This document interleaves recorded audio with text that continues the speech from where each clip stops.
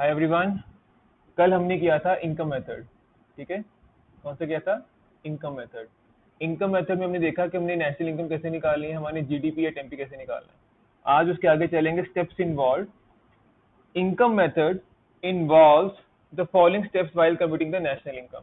अब स्टेप्स है, स्टेप्स को बड़े ध्यान से मूव करना है, ताकि एक भी स्टेप अगर आप गलत कर दोगे तो आपका आंसर ठीक नहीं आएगा और आपको इसमें स्टेप मार्किंग होती है जब आप न्यूमेरिकल पार्ट सॉल्व करते हो। ठीक है, Step 1. Step 1 says all producing enterprises employing various sectors of production are identified and classified broadly into three categories, that is primary, secondary and tertiary sector.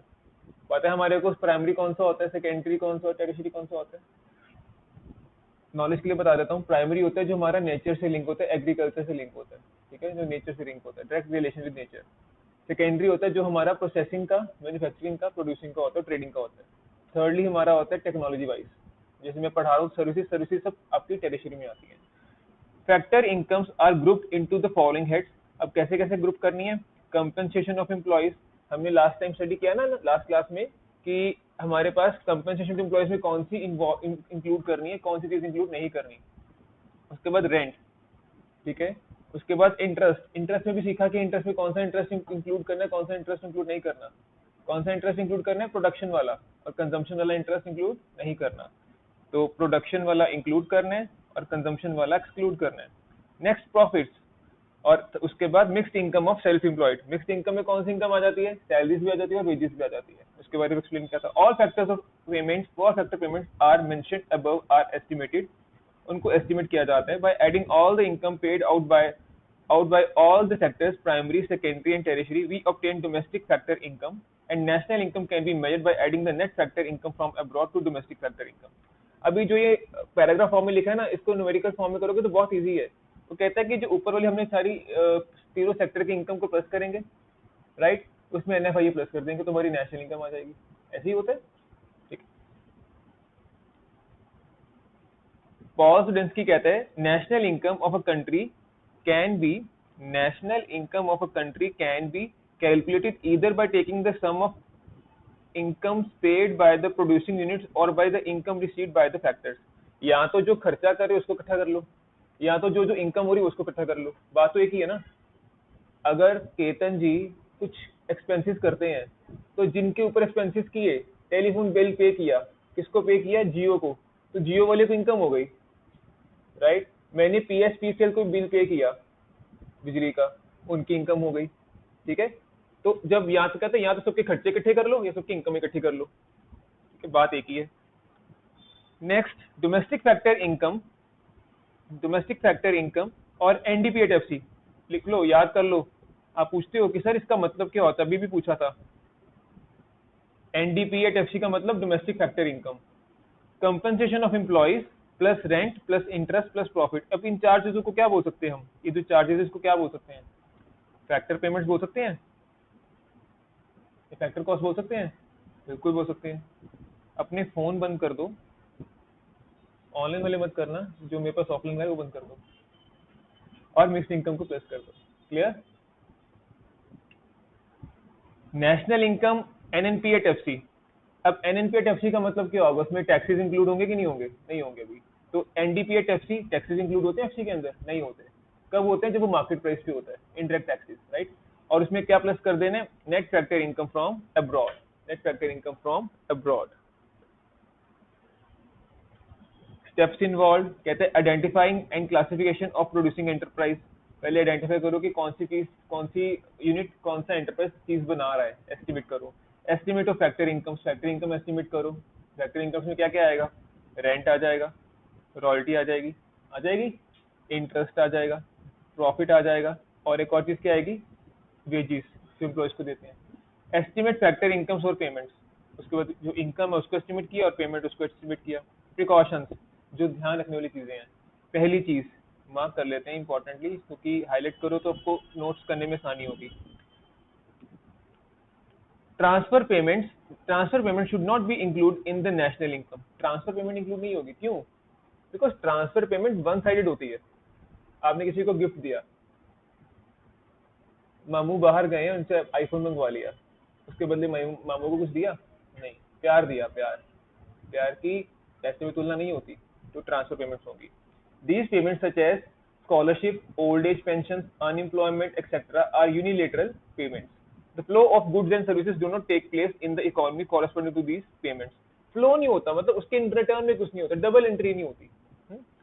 We may here distinguish between old age pension and retirement। पता क्या हमने किया था कि retirement जो हमारे को अभी हम अगर एम्प्लॉयमेंट कर रहे हैं तो हमारे कुछ पैसे कटते हैं जो हमारे को इन फ्यूचर हमारे रिटायरमेंट में मिलते हैं, that is called retirement benefits. और ओल्ड एज पेंशन उसके बदले कुछ मिलता नहीं है, होता है कि अपनी अपनी लाइफ स्पेंड करनी है, जो बची कुछ जिंदगी है, बोनस मिला हुआ है, ठीक है, तो उसको स्पेंड करना है, तो उसके लिए आपको मिनिमम कुछ ना कुछ आपको प्रोवाइड करती थी गवर्नमेंट, या आपके जो जहाँ पे हम जॉब करते थे उनको प्रोवाइड कर देते हैं। Old age pension is simply a welfare measure and hence fall under the category of transfer payments. Retirement pension, on the other hand, is the payment for services rendered in past. Therefore, retirement pension, also known as private pension, is a part of compensation of employees and hence included in national income. पता है, ठीक है? कल किया था हमने इसको भी, क्लास 3 में किया था, पार्ट 3 में किया था। इनकम फ्रॉम स्मगलिंग, बेटा आपकी नॉलेज के लिए है, इनकम फ्रॉम स्मगलिंग, क्योंकि हमारे को 2 नंबर की चीजें ज्यादा पसंद आती हैं, तो ध्यान से समझना। इनकम फ्रॉम स्मगलिंग का क्या सीन है, कहते हैं इनकम फ्रॉम, नेक्स्ट पेज पे मूव करते हैं, smuggling, black marketing etcetera is included in national income as it involves use of factor of production, but income earned by the way of activities like theft, डकैती etc. is not included as such income results from the crime। इसके लिए एक ना picture पे लेके चलता हूँ, once upon a time in Mumbai आई थी ना, है ना, आमची मुंबई, है ना, कहता है कि उसमें भी गुंडे होते हैं, स्मगलिंग करते हैं। उसमें जो अजय देवगन का रोल क्या होता है, वो कहाँ पे राज करता है, समुंदर पे राज करता है, और समुद्र में क्या होती है, वहाँ पे स्मगलिंग होती है, राइट, ठीक है। तो अब स्मगलिंग भी आपकी नेशनल इनकम में इंक्लूड हो जाती है, क्यों, गवर्नमेंट कहती है टैक्स दे दो फिर लीगल हो जाएगा, है काम ही लीगल, बट उसके ऊपर टैक्स पे कर दो, पेनल्टी पे कर दो, तो उसको हम इंक्लूड कर देंगे, उसको हम इंक्लूड कर देंगे अपनी इनकम पे। Clear. Income from the sale of second hand goods. अब सेकंड हैंड गुड्स बेचे, सेकंड हैंड गुड्स पहले बिक चुके होते हैं, बिल्कुल बिक चुके होते हैं। अब जो सेकंड हैंड गुड्स बिक चुके होते हैं, हेलो सत श्री अकाल जी, हाँ जी, नहीं मेरे को लिए मैं फ्री होकर फोन कर दूंगा, तो उन्होंने फिर भेज दूंगा, ठीक है मैम, ठीक है, ठीक है।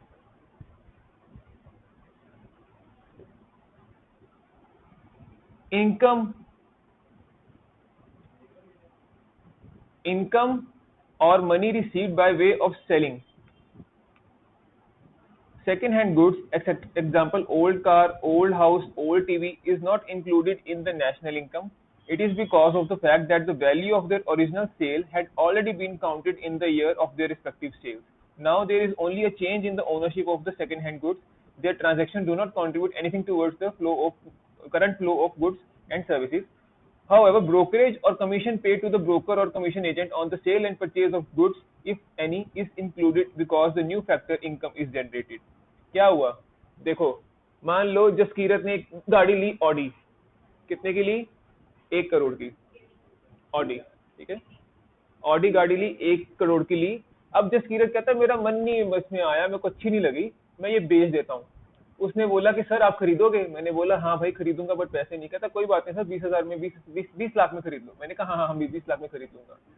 अब 1 करोड़ की गाड़ी उसने बेची 20 लाख में, वो सेकंड हैंड गाड़ी थी। अब गाड़ी तो वही थी, गाड़ी तो नहीं थी, नई नहीं थी। जब उसने 1 करोड़ की खरीदी थी, उस गाड़ी का नंबर था PB02 786, और जब मैंने खरीदी तब भी यही होगा।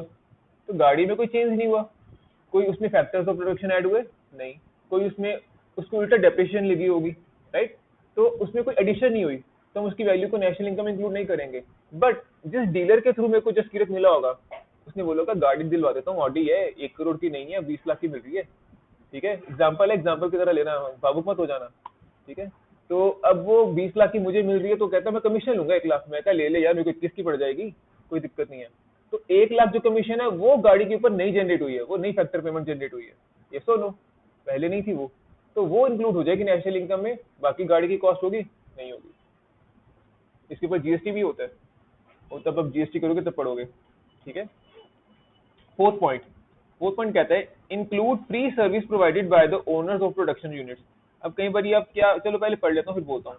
Owners work in their own production units but do not charge salary, for example they provide finance but do not charge any interest, they carry out production activities in their own buildings but do not charge rent, although they do not charge yet the services have been performed, so imputed value of these services must be included in national income। मैं अपने centre पे पढ़ा रहा हूँ, मेरा centre अपना है, right, तो मैं अपने सेंटर के लिए खुद को पैसे नहीं पे करता हूँ, बट अगर मैं बाहर जाता हूँ तो मैं पे करता, अगर मैं किसी और जगह पे अपना सेंटर खोलता हूँ, मार्केट में खोलता हूँ, तो वहां पे मैं पैसे पे करता हूँ, तो इम्प्यूटेड रेंट होगा, एग्जैक्टली। और उसको दूसरा नाम क्या होता है, नोशनल रेंट, ठीक है। प्रोडक्शन ऑफ सेल्फ कंजम्पशन, अब सेल्फ कंजम्पशन में क्या आएगा, इसमें आएगा it should be included domestic services for self consumption and are not included,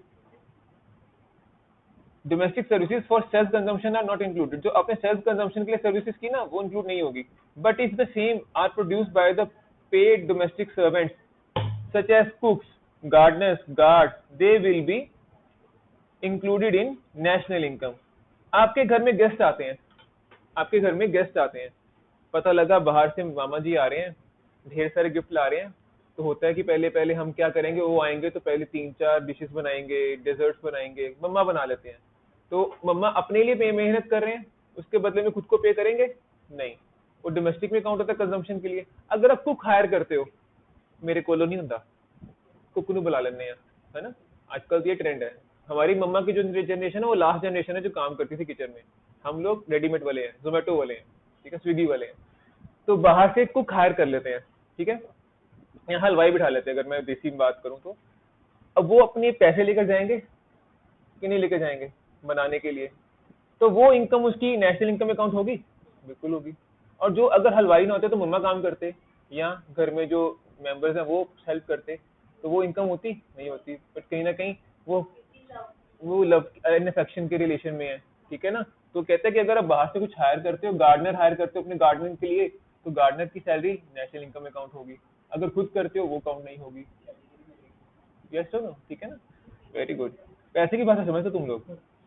imputed rent of owner occupied, बड़ा इजी है, ये सब चीजें कर चुके हैं, इसको शॉर्टलिस्ट कर दिया इसने। Rent of owner occupied house should be imputed on the basis of prevailing market price and included in national income। अब मैं इस बिल्डिंग में पढ़ा रहा हूँ, इस बिल्डिंग का रेंट मुझे कैसे पता चलेगा, मैं देखूंगा साथ वाली बिल्डिंग किराए पे है तो उसका क्या रेंट है, इधर मुझे टैलेंट रह रहा है तो उसका क्या रेंट है, तो मार्केट में प्रिवेलिंग प्राइस क्या, तो उसी रेंट के अकॉर्डिंग चार्ज करूंगा, देखूंगा कि मेरा रेंट भी इतना बनता है अप्रोक्सीमेट, ठीक है, एवरेज बेसिस पे। तो उसके बाद 7 point, sale of shares and bonds, money received by selling shares and bonds both old and new in the market is not treated as income because there is no corresponding production of goods and services in the economy।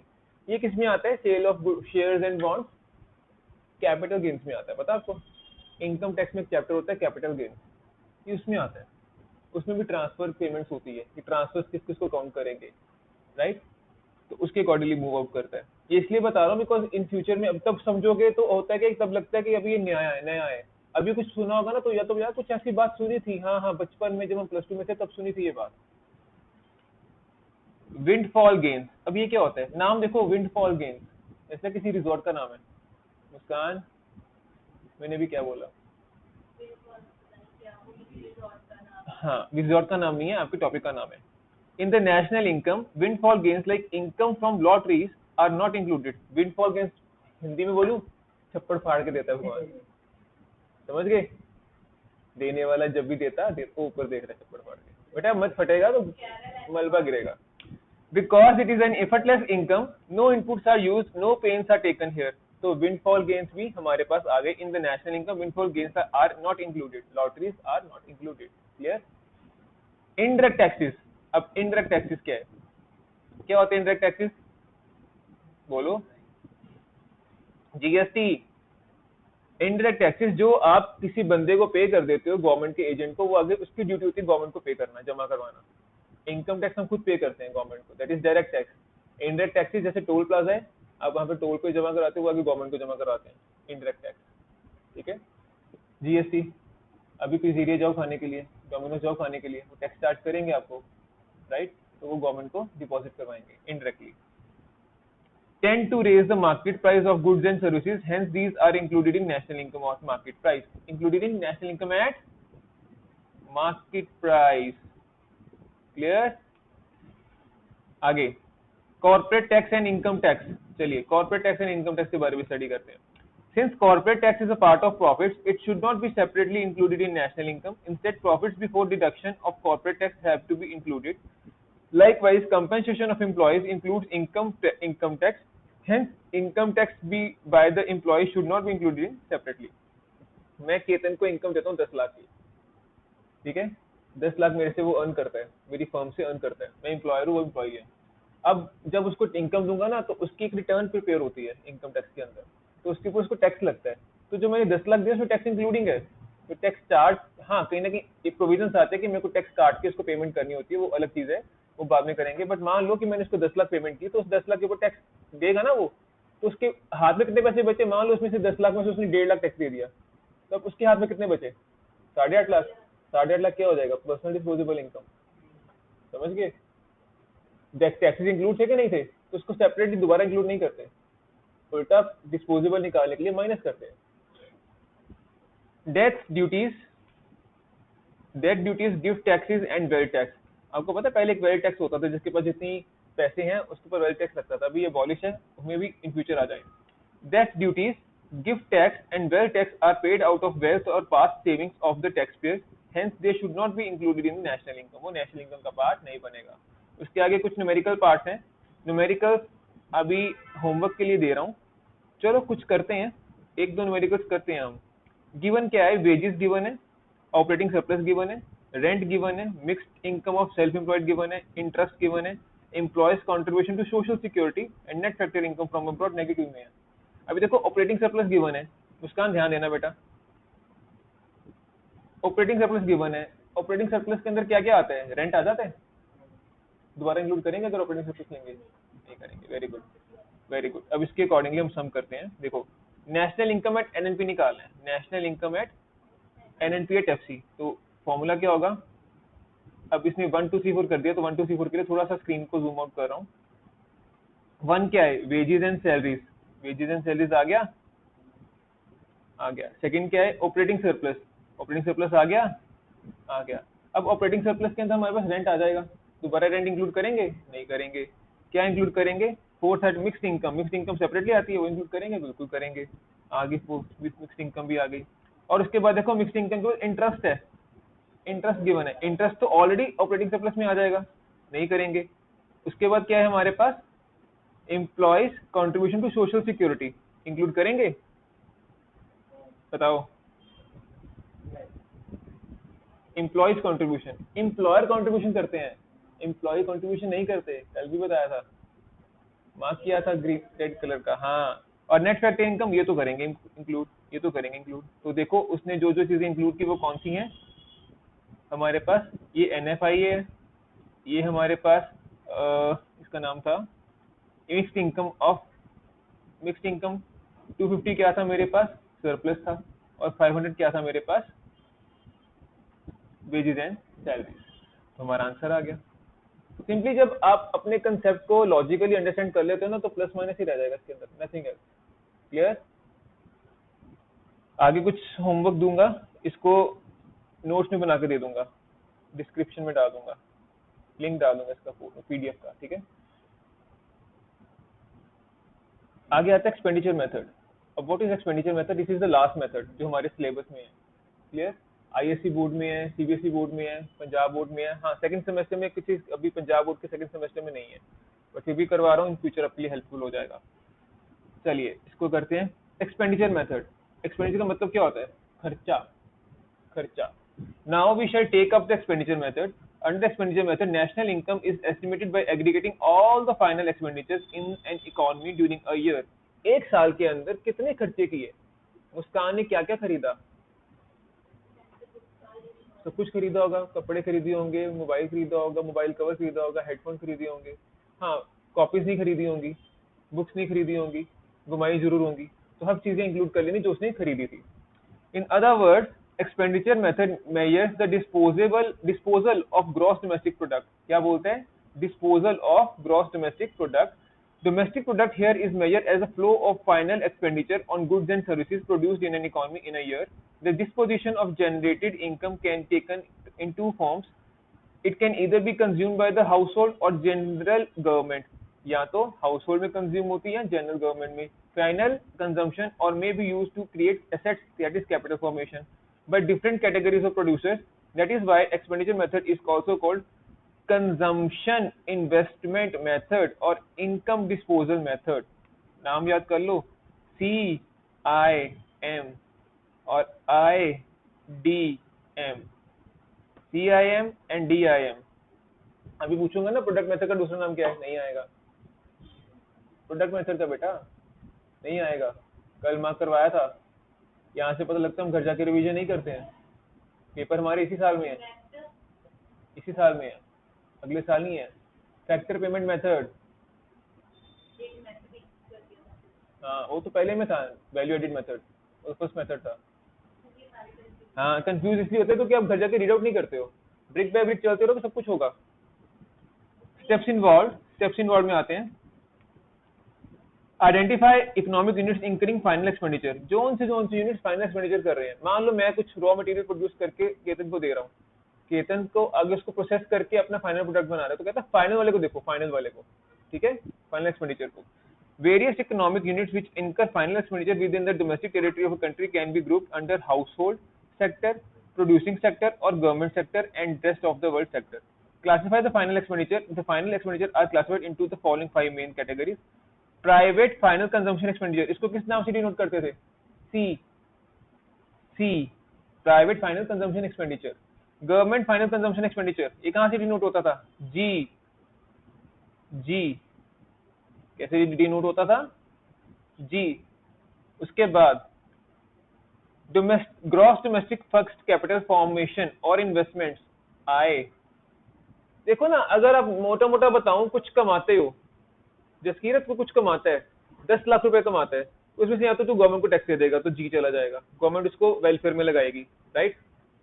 उसके अलावा जो पैसे बचे तेरे पास, मान ले 8.5 लाख बचे, या तो वो खर्च सकता है, कंजम्पशन पे लगा सकता है, या तो उसको सेव कर सकता है, सेविंग्स कर सकता है, या उसकी सेविंग्स को अगर किसी कंपनी में इन्वेस्ट कर देता है, किसी शेयर्स में इन्वेस्ट करता है, उसको इन्वेस्टमेंट हो सकते हैं। तो C plus I plus X minus M, वो सब चीजें क्या हो जाएंगी? सब चीजें क्या हो जाएंगी आपकी? क्या हो जाएंगी? डोमेस्टिक इनकम का पार्ट बन जाएंगी, ठीक है। आगे change in stock. Change in stock क्या होता है? Closing minus opening. And lastly net exports. Net exports का मतलब क्या होगा? एक्सपोर्ट माइनस इंपोर्ट, क्योंकि एक्सपोर्ट करके पैसे आते हैं। हाँ जी पापा, हाँ जी, कह देना, ओके, ठीक है। अभी ऑनलाइन वाले जस्ट पार्डन मी, बिकॉज अभी मैं जस्ट वीडियोस बना के डाल रहा हूँ, तो बीच में फोन्स आते हैं, एडिटिंग नहीं कर रहा हूँ, तो थोड़ा आगे आगे पॉलिश करूंगा इसको। अभी आपकी नॉलेज के लिए डाल रहा हूँ, because your papers are near end सब कुछ जल्दी से करना होता है, ठीक है। Muskaan is clapping. Measurement of final expenditure और domestic product. Measurement of final expenditure on domestic product. To get the value of gross final expenditure on domestic product, we shall require two types of data, that is volume of gross sales and retail prices. Gross sales कितनी हुई, इसका volume कितना है और retail price कितना है. By multiplying the volume of sales with the retail price and by adding them all, we get GDP at MP. Sir, paragraph हमें समझ नहीं आ रहा, आगे फॉर्मूला आएगा, बट अच्छे से समझ आएगा। एस्टिमेट, अभी बस उसको ना गो थ्रू करो। एक बारी में जो कोई कहे ना मेरे को लर्न हो जाए, वो सुपरमैन नहीं होता। सुपरमैन, हम सुपरमैन नहीं है, हम ह्यूमंस हैं। एक बारी में लर्न नहीं होगा, एक बारी में फिर कंसेप्ट माइंड में जाएगा। जस्ट लाइक न्यूज़पेपर रीडिंग, आप न्यूज़पेपर रीडिंग करते हो तो क्या होता है, एक बारी में क्या होता है, एक बारी में आपको जस्ट पता लगता है कि हाँ क्या हुआ, राइट। उसके बाद जब दोबारा रीडिंग करोगे घर जाकर आपको अंडरस्टैंडिंग होगी, थर्ड में आके आपको आपकी लर्निंग शुरू हो जाएगी थर्ड रीडिंग में। तो reading is very important. Reading करने के बिना को पहली बारी पढ़ो लर्न हो जाए, ऐसा कभी भी नहीं होगा, कोई टीचर नहीं करा सकता। ठीक है। स्टेप 4 पे कहता है estimation of net factor income from abroad. बाहर से क्या पैसा आया, हमने बाहर से क्या कमाया, कुछ गया भी होता है, हम नॉन रेजिडेंट को कुछ पेमेंट्स भी करते हैं, वो माइनस कर देनी है। हमारे पास अभी न्यूमेरिकल पार्ट में जितना भी हमने न्यूमेरिकल पार्ट ऑफलाइन ऑनलाइन किया, उसके अंदर ऐसा कभी भी नहीं हुआ कि नेट फैक्टर को नेट पे लेके आ रहे हैं, हमने नेट ऑलरेडी गिवन था। बट कई बार क्या होता है फैक्टर पेमेंट हम बाहर करते भी हैं नॉन रेजिडेंट को, वो माइनस कर देते हैं जो हम रेजिडेंट को करते हैं। Final value of net factor income from abroad is estimated with which is added in GDP at MP and we get GNP. तो domestic में NFIA plus किया तो क्या बना national. Clear? Estimation of national income. For obtaining the national income at factor cost, cost of depreciation and net indirect taxes have been subtracted. FC पे लाने के लिए indirect taxes को हम minus करते हैं। क्या करते हैं? माइनस करते हैं। क्लैरिटी से लिख देता हूं, माइनस। ठीक है। और डेप्रिसिएशन को क्या करते हैं? नेट नेशनल के ग्रॉस नेशनल होता है, बताओ एनएनपी होता है ना, तो उसको माइनस करते हैं। लिखा हुआ है depreciation and NFIA subtracted. Subtract का मतलब होता है माइनस। ठीक है, याद रहेगा क्योंकि भूल जाते हो आप लोग। ठीक है, आगे चलते हैं। जीडीपी एट एमपी, हाँ सर ये अच्छा लगता है फॉर्मूला, ऐसे अच्छा लर्न होता है ना। चलो जीडीपी एट एमपी। अब ग्रॉस डोमेस्टिक, ग्रॉस है तो डेप्रिसिएशन माइनस नहीं होगी, ऑलरेडी एडिड रहेगी। Private final consumption expenditure which is denoted by C, government final consumption denoted by G, investments denoted by I, net exports X minus M. ठीक है, तो formula बन गया। तो किसका बना? GDP at MP. अब जीडीपी एट एमपी को जीएनपी पे लेकर आना है, डोमेस्टिक से नेशनल पे लेकर जाना है, तो एनएफआईए प्लस कर देंगे। और हमने एफसी को एफसी नहीं, एफसी अभी एफसी पे ही है, अभी इसको एफसी पे जाना है, एफसी पे जाना है। अभी इसने यहाँ पे गलत किया, यहाँ पे एमपी पे ही रहेगा, अभी ये एमपी पे ही रहेगा, गलत लिखा हुआ है। अब एफसी पे जाना है तो फिर इंटर टैक्सेस माइनस हो जाएंगे। यहाँ पे एफसी पे आया, यहाँ पे तो एमपी पे ही था, मिसप्रिंट है, छापने वाले की गलती है, पब्लिकेशन एरर है। ठीक है, आगे चलते हैं। आगे हमारे पास एक छोटा सा चार्ट गिवन है, तो चार्ट में कहता है फाइनल कंजम्पशन एक्सपेंडिचर, पता लग गया क्या होता है। ग्रॉस डोमेस्टिक कैपिटल फॉर्मेशन और इन्वेस्टमेंट, ये इन्वेस्टमेंट्स होती हैं। Net exports X minus M होता है। उसके बाद प्राइवेट फाइनल कंजम्पशन एक्सपेंडिचर या गवर्नमेंट फाइनल, जो गवर्नमेंट को पैसे देते हैं, जी आता है। Gross domestic product capital formation, change in stock, closing minus opening, closing stock minus opening stock, उसने लिख भी दिया यहाँ पे। देखो कितनी हेल्प करता है हमारी, हम फिर नहीं समझते, इसको बॉक्स में डाल देते हैं। हाँ, components of final expenditure, components क्या क्या है, तो फटाफट स्टडी करेगा, आपने किए भी हुए हैं, ये बड़े इजी हैं। Private final consumption expenditure, private consumption expenditure, it refers to the expenditure on purchase of goods and services by household and private non-profit institutions serving household help age group includes following: expenditure on consumer goods, हम कुछ चीज खरीदते हैं, जैसे मैंने pen खरीदा, पानी खरीदा, ठीक है, अपने लिए खरीदा, बेचने के लिए नहीं, अपने लिए, तो उसको बोलते हैं consumer good, durable goods. Except on household construction such as TV sets, computers, cars, etc. Non-durable goods such as vegetables, butter, milk, ये भी कंज्यूम हो जाता है जब हम खरीदते हैं, बेचने के लिए नहीं, किसके लिए? अपनी कंजम्पशन के लिए। Consumer services such as transport services, medical services, education services. Imputed value of production for self consumption, imputed value of production for self consumption, मेरा रेंट, मैं रेंट पे नहीं कर रहा हूँ बट बचा तो रहा हूँ। Imputed rent of owner occupied house, पता लग गया। Direct purchases made abroad by residential houses, resident houses, direct purchases made abroad, हमने बाहर वाली कंट्री में घर खरीद लिया। ठीक है, गवर्नमेंट फाइनल कंजम्पशन आगे आता है। Government final consumption expenditure, goods, government expenditure on goods and services. Government here means general government, general government, it spends on purchase of goods and services for satisfaction of collective wants such as defense, law, order, education, healthcare। अब government जब करती है ना लाठी charge, तो लाठियां government खरीद के police को देती है, तभी वो चार्ज करती है, बाम पे डंडे मारते हैं ना डंडे, है ना। अभी जब देखो कभी कभी भी जो अभी इलेक्शन से पहले धरने बड़े लगते थे, GNDU के आगे धरना लगा हुआ है, तो धरने क्या है कि हमें हमारी मांगे पूरी करो, राइट। तो वो जब गवर्नमेंट की, डिफेंस किसका है, गवर्नमेंट का होता है, तो पुलिस भी है, पुलिस अंदर का डिफेंस है, और हमारे पास आर्मी जो हमारा बाउंड्री का डिफेंस है, ठीक है। तो उनके पास पैसे कहाँ से आ रहे हैं, उनके पास जो टैंक्स है, जो रफेल डील कहते हैं, रफेल डील हुई है ना, सुखोई, ये सब हमारे पास जो जेट्स है कहाँ से आ रहे हैं, गवर्नमेंट परचेज कर रही है, गवर्नमेंट परचेज कर रही है। किसके लिए, ओवरऑल सेटिस्फेक्शन के लिए, अपनी आर्मी, अपनी नेवी, अपनी एयरफोर्स स्ट्रॉन्ग करने के लिए। उसके बाद अभी कोरोना वैक्सीन हुई, पैसे दिए, फ्री में लगी ना। अभी बच्चों की वैक्सीन चलती है, फ्री में चलती है, कुछ प्राइवेट इंस्टीट्यूशन चार्ज करते हैं, कुछ प्राइवेट इंस्टीट्यूशन चार्ज करते हैं, बट आपको फ्री में लगती है। हम ये कोरोना वैक्सीन फ्री में लगी, 18+ वालों को भी, और जो बड़े वाले उनको भी। पैसे किसने दिए, पैसे तो लगे होंगे रिसर्च पे भी, गवर्नमेंट ने दिए। तो वो कहते हैं general government expensive. General government produced with the aim of social welfare, they are normally not sold to the public. वो बेचते नहीं है। अब मुस्कान को बोले, मुस्कान कहती सर मेरे घर में भी 2 बंदे, उनकी वैक्सीन मेरे को दे दो, मैं अपने आप लगा दूंगी जाके। वो बेचते नहीं है, वो कहते आओ लगवाओ, अपना सर्टिफिकेट ग्रहण करो, है ना, अपना सर्टिफिकेट अपना प्राप्त करो।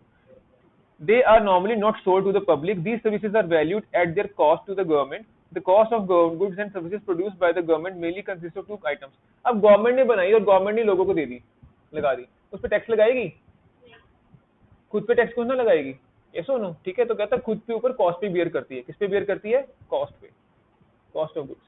क्लियर, ये छोटे छोटे पॉइंट्स दिमाग में रखने होते हैं। कंपनसेशन ऑफ एम्प्लॉइज और इंटरमीडिएट कंजम्पशन। अब गवर्नमेंट को 2 चीजें ध्यान में रखनी है, जो उन्होंने बनाई उसको पैसे देने हैं, उन्होंने तो मेहनत की है ना, ठीक है। और दूसरी चीज इंटरमीडिएट कंजम्पशन, जिस चीज को यूज करके बनाई। अब जो वैक्सीन आती है छोटी छोटी बॉटल्स में आती थी, नोटिस किया, जैसे इंजेक्शन आते हैं, उसको यूज करते हैं, तो उसकी भी तो कुछ ना कुछ कॉस्ट होगी, इंटरमीडिएट कॉस्ट, उसको भी इंक्लूड करेंगे। Government final consumption expenditure also includes purchase by government abroad for its embassies, trade offices, etc. अब इंडिया की एम्बेसी कहाँ पर है, फॉरेन में होगी। जैसे फॉरेन की एम्बेसीज इंडिया में है, कहाँ पर, दिल्ली में काफी एम्बेसीज है, गए हो कभी, वहाँ पे एक रोड है, वहाँ पे एम्बेसीज ही एम्बेसीज है, इधर USA, चाइना, जापान, ऐसे आप आमने सामने एम्बेसीज है, ठीक है। However, sales if any like tuition fees in schools or nominal charges in government hospitals etc. have to be deducted from the sum of government final consumption expenditure. Government के hospital जाके पे पर्ची बनती है। अभी यहाँ पे हमारे यहाँ पे ENT हॉस्पिटल है, हर शहर में होता है, हर कह लो डिस्ट्रिक्ट में होता है, गवर्नमेंट द्वारा होता है, गवर्नमेंट अटेंडेंस होता है। तो वहाँ पे अगर आप स्लिप बनाते हो ना, वो हार्डली 5 या 10 रुपए की स्लिप बनती है, चेक करने के लिए। हाँ, पार्किंग करने तो पार्किंग 50 रुपए की होगी वहाँ पे, और चेक कराने की फीस होगी वो 10 रुपए की होगी। तो वो गवर्नमेंट इनकम अर्न कर रही है, तो वो डिडक्ट कर देना, इनकम हो रही है ना। और वहाँ पे जब भी जाओ तो सुनने में आएगा आपको कि वहाँ पे दवाइयाँ फ्री मिलती है। वो अलग बात है कि प्रैक्टिकली वहाँ पे दवाइयाँ होती नहीं है, वही शॉर्टेज ही होती है। हमारा हिंदुस्तान है ना, मेरा भारत महान है। आगे gross domestic capital formation, GDCF, और ग्रॉस इन्वेस्टमेंट। अभी हम जो पैसे इकट्ठे कर लेते हैं, सारे खर्च देते हैं क्या, सारे खर्च देते हैं क्या, नहीं खर्चते। मुस्कान सारे पैसे नहीं खर्चती, जिसके लिए सारे पैसे नहीं खर्चता, कुछ हम सेव कर लेते हैं। अगर वो खुद के पास सेव किए तो हम कहते हैं सेविंग्स। अगर वो पड़े पड़े, ये तो है नहीं कि पड़े पड़े डबल हो जाएंगे, नहीं ना, तो हम कहते हैं उसको कहीं ना कहीं इन्वेस्ट करते हैं, इन्वेस्ट करते हैं। तो इन्वेस्ट करेंगे उसको क्या बोलेंगे, investments. It refers to the expenditure incurred by producers on the purchase of final goods. There are 2 components investment expenditure.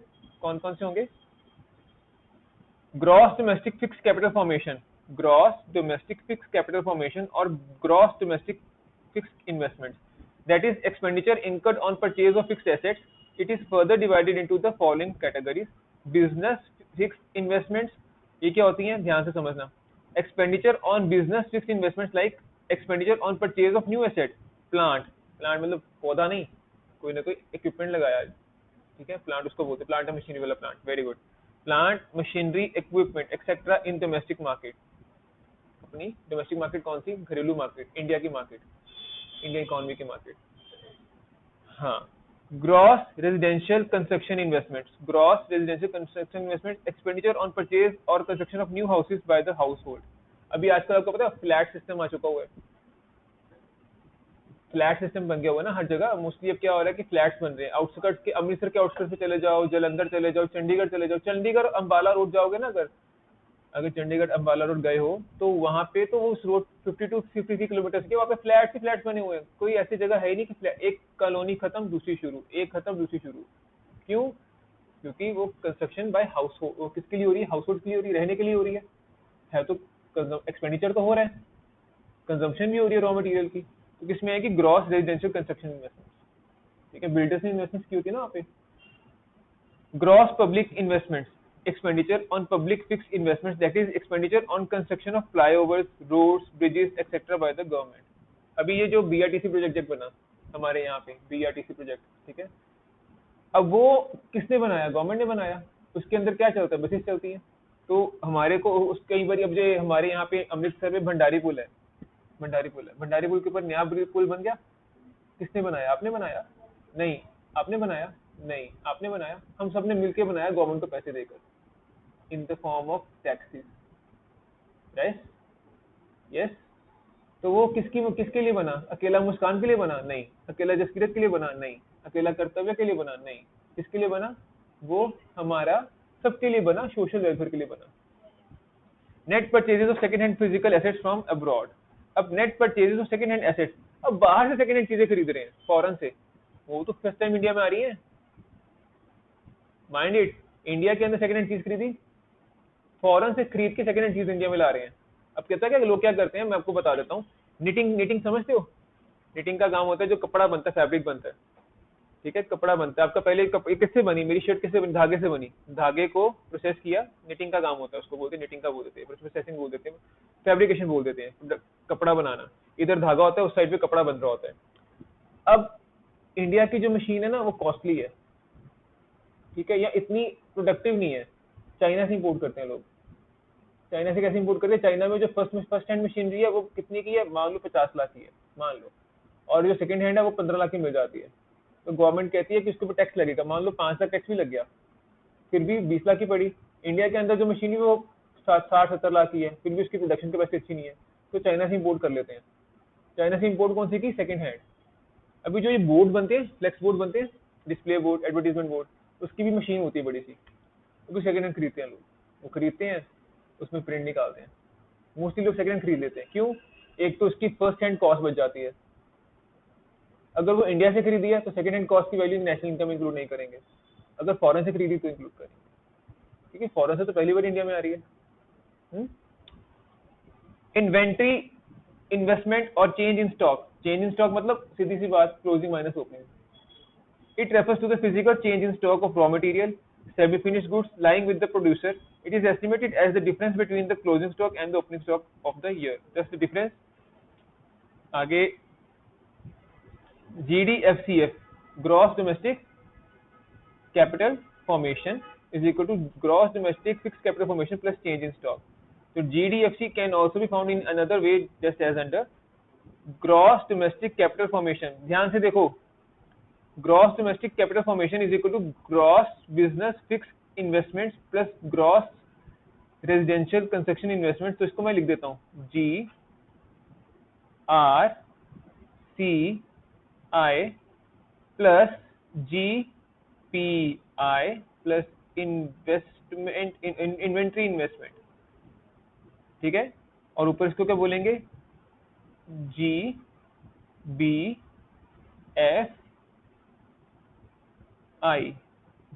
अब निकलेगा क्या हमारे पास?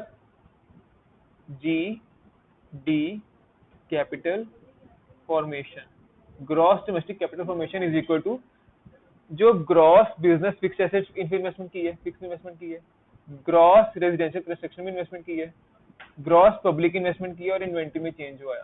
चेंज मतलब क्योंकि ओपनिंग माइनस क्लोजिंग करेंगे, क्लोजिंग माइनस ओपनिंग करेंगे, कुछ ना कुछ चेंज आया होगा ना, पिछले साल 3 साल में बिका, तो ड्यूरिंग द ईयर लेना है ना हमने। क्लियर? आगे fourth part, net exports. Net exports, export minus import. Net export is the difference between the export minus import of the country during the period of 1 year.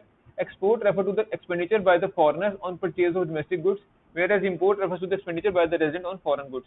Hence, exports are a part of domestic product. It is estimated by deducting the value of import of goods and non-factor services as for value of export of goods and non-factor services. In short, सीधा सीधा formula है, export of goods and non factor services, इसको x से denote करते हैं। अब यहाँ पे एक चीज ऐड हो गई, अभी तक हम पढ़ते थे एक्सपोर्ट ऑफ गुड, एक्सपोर्ट, यहाँ पे साथ में ऐड हो गया नॉन फैक्टर सर्विसेज। इसको एक्स से डिनोट करेंगे, माइनस का करना है इंपोर्ट ऑफ गुड्स, माइनस करना है import of goods non factor services जो हमने बाहर दी हैं, बाहर से ली है, सॉरी, एक्सपोर्ट वाली दी है और इंपोर्ट वाली ली है।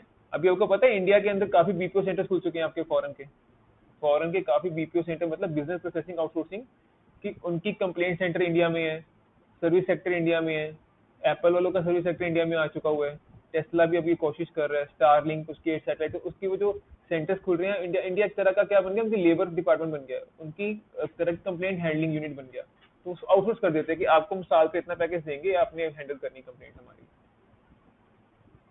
क्योंकि इंडिया के अंदर लेबर सरप्लस में है।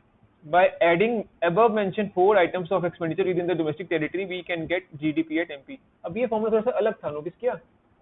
ये पहले नहीं किया, ये पहले नहीं किया जब हमने, अब जीडीपी का, सॉरी जीडीपी कह रहा हूँ, नेशनल इनकम का जब हमने यूनिट कंप्लीट किया, पहले क्या था, circular flow of income, second उसके related aggregate, third calculation of national income, fourth measurement of national income. तो हर चीज अलग अलग है, 4 यूनिट्स के टॉपिक हैं, चारों में अलग अलग चीजें चीजें सीखी, चारों में अलग अलग चीजें सीखी। अब जो सीखी है उसको एप्लीकेबल करना है, और साथ में नीचे देखना difference between net factor income from abroad and net exports, difference देखना, मुस्कान बड़े ध्यान से देखना, difference between net factor income from abroad मतलब NFIA, net factor income from abroad, and net exports में फर्क कितना है। नेट एक्सपोर्ट्स मतलब X माइनस M, इसमें फर्क क्या है, देखो फर्क है दोनों में, देखना, it is a part of national income of the country and not for domestic product, national income of the country है, बाहर से आती है, ये net export form a part of domestic product, India का है ना। It can be calculated as under NFI is equal to net compensation of employees plus net income from property and entrepreneurship और प्लस नेट रिटेन अर्निंग्स और national income minus domestic factor income. National में से domestic निकाल दोगे तो बाहर वाली income आ जाएगी ना, यस और नो। और ये क्या है, net export, value of export minus value of import, difference आने शुरू हो गए। It is concern with factors services, it is concern with visible and non visible items such as non factor services. अब visible non visible आगे आगे जाके आएगा, बस ये आपको मैं फिनिश कर रहा हूँ यहाँ पे थोड़ी देर में। प्रिकॉशंस, प्रिकॉशंस क्या कहते हैं, expenditure on second hand goods, expenditure on second hand goods में क्या करना है, मार्क कर लेते हैं, expenditure on second hand goods, expenditure on shares and bonds, government expenditure on transfer payments, expenditure on intermediate goods, self-use of own produced goods, produce final products and are included। अब इसको एक एक करके study करते हैं। Expenditure on second hand goods, second hand goods कौन से होते हैं, तो पहले बिक चुके हो दोबारा खरीद रहे हैं। Expenditure on second hand goods should not be taken into account as they have already been included when these goods purchased originally, hence they do not form a part of current process, so current production। Clear. Expenditure on shares and bonds include करेंगे कि नहीं करेंगे, production थोड़ी ना हो रही है। Expenditure on share and bonds both old and new should be excluded, excluded मतलब उसको इंक्लूड नहीं करना, अगर किया हो तो निकाल दो, because they simply paper chain claims there is no corresponding production of goods and services. Clear हो गया। Government expenditure on transfer payments, government ने अपना खर्चा किया ट्रांसफर पेमेंट्स पे, expenditure on transfer payments by the government should be excluded. अभी तक तीनों चीजें कौन सी थी, एक्सक्लूडेड वाली, क्यों, this expenditure too does not lead to any production of goods and services. Clear हो गया, क्लियर हो गया, से यस और no. Expenditure on intermediate goods होना चाहिए इंक्लूड, होना चाहिए इंक्लूड इंटरमीडिएट गुड्स का एक्सपेंडिचर, वैल्यू एडेड नहीं इंक्लूड होता, फाइनल प्रोडक्ट में इसका प्राइस आई जाता है। परसों एक्सप्लेन किया था, हरकरन ने शू का सोल लिया, उसके ऊपर शू बनाया, 500 का सोल लिया, उसके पास 700 रुपए ऐड के 1200 का बेचा, तो 1200 के अंदर 500 आ ही रहे, इंटरमीडिएट आ ही रहे। तो यहाँ पे देखो, expenditure incurred by the producers on intermediate goods have to be excluded, क्योंकि फाइनल में ऑलरेडी वो आएगा। Otherwise it will be lead to the problem of double counting, अगर नहीं करेंगे तो डबल काउंटिंग हो जाएगी। यस और no. Only the expenditure on final goods and services should be included, उसने क्लियर कर दिया। Self use of own produced final products are included, for example a house owner using the house for self, ये include होगा। Imputed rent, notional rent include होगा। Likewise using laptops by Samsung for self use, yes और no, तो include होगा। अब इसने क्या किया, यहाँ पे आपको ना सामने एक चार्ट बना दिया। आपकी ड्यूटी क्या है, अपने घर जाके इस चार्ट को ना एक बार कॉपी पे बना लेना। क्यों? लिख के याद करोगे अच्छे से याद होगा। और इस चार्ट के अंदर सबसे इसकी ब्यूटी क्या है कि इसमें तीनों मेथड्स आ रहे हैं, तो कंपैरिजन भी हो जाएगा। और आपने भी ऐसे ही बनाना है, ठीक है। एक बार लिख के बनाओगे ना तो हैंड मूवमेंट वैसे चलती है, सब कॉन्शियस माइंड की एक्टिविटी है। हैंड मूवमेंट बताती है इसमें ये ऐड किया था, मैं माइनस किया था। लिख के याद करोगे तो ऐसे ही होता है। हर चीज लिख के नहीं याद होती, ये फॉर्मूला न्यूमेरिकल पार्ट्स लिख के लर्न होते हैं। जितनी लिखोगे, जितनी प्रैक्टिस करोगे, उतना माइंड में इसको अंडरस्टैंडिंग बढ़ेगी। याद करोगे ना भूल जाएगा, लिख के करोगे ना सॉल्व करोगे, अंडरस्टैंडिंग बनती है कि अपने आप हाथ वैसे फ्लो में चलेगा। आंखें बंद करके A for apple B for ball लिख सकते हो, लिख सकते हो ना। क्यों? क्योंकि हैंड की फॉर्मेशन वैसे बन चुकी है, उसको आदत पड़ चुकी है लिखने की वैसे। बेशक सब पेपर में आंखें बंद करके लिखते हैं। आगे इसका डिफरेंस भी है, product method, income method, expenditure method. इसको डिफरेंस को आप सेम चीजें आपने हमने की हैं हर एक मेथड के अंदर, इसको रीड आउट कर लो, अभी कर लो यहाँ बैठे बैठे, सो दैट मुझे पता लगे कोई एरर है, कोई मिस्टेक है मुझको बताओ, कुछ नहीं समझ लगा तो बताओ। और ऑनलाइन स्टूडेंट्स, अगर कोई आपको चीज पूछनी है या कोई पर्टिकुलर टॉपिक पे वीडियो बनानी चाहते हो तो मुझे वो टॉपिक कमेंट करके बता दो, मैं उस पर वीडियो बनाता रहूंगा। ठीक है, थैंक यू वेरी मच।